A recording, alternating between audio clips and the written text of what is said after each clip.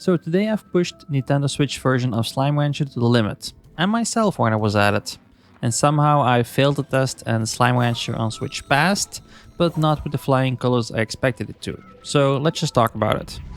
Hi, I'm Epokk from Minigame Guides, and probably just like all of you, I was yesterday surprised to see Monomi Park release Slime Rancher on Switch. About 4 years after its release on Steam and barely 1 year before its sequel got released in early access on Xbox and PC. Now, it does happen often that your games get released on a later date on Switch because the Unity engine doesn't tend to play that well with Nintendo's hardware, or so I've heard. I've got no personal experience with it.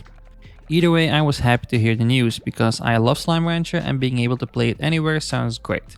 So I was planning to get the game from the digital store, but before I got the chance to purchase it, Monomi Park was kind enough to send me a key for it.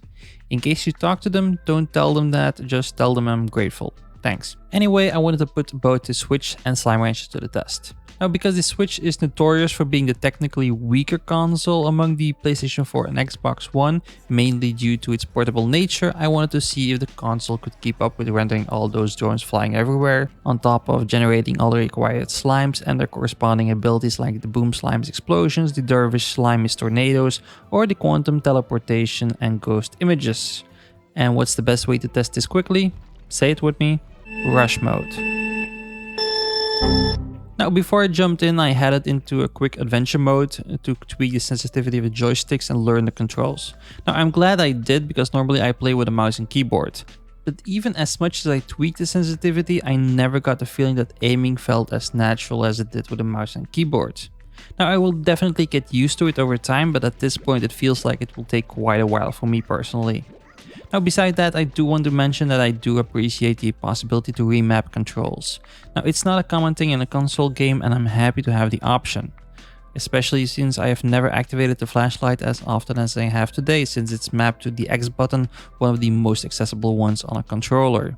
Now, during the rush mode, I took my usual path that I talked about before in my previous videos. So I popped the pink and the phosphor Gordo, I hover over the gate to the Maj Blanket, I open the gate to the Ancient Ruins, Glass Desert after that, pop the Dervish Gordo and activate some oases by using Ancient Water from the Rock Fountain.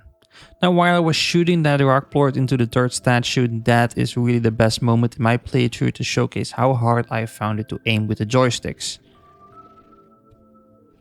I'm getting embarrassed at this point, let's just move on. After that moment of failure, I knew I was not going to break my current record, so I decided to just collect as many different types of plorts to get the best point modifiers I could muster. Now, I fulfill as many contracts as I can to prolong my time with the game.